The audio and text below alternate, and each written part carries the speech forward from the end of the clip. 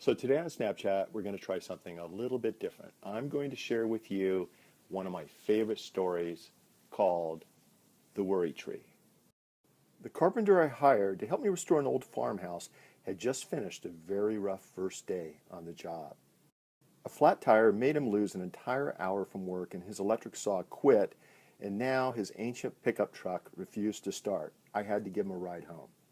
On arriving at his house, he asked me if I'd like to come in and meet his family. And as we walked to the front door, he paused briefly at a small tree. He looked up at the tree and reached out with both hands and touched the leaves and tips of the branches.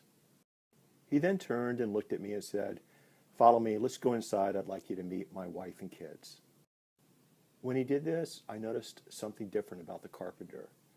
There was a smile on his face and his eyes looked very relaxed. As we walked through the front door, he gave each of his kids a hug and he gave his wife a big kiss. Afterwards, when we were done, we walked back out to the car, but when we passed the tree, curiosity got the better of me. And so I asked him about what I watched him do earlier that evening with the tree. The carpenter turned and smiled at me and said, "Oh, well, that's my worry tree."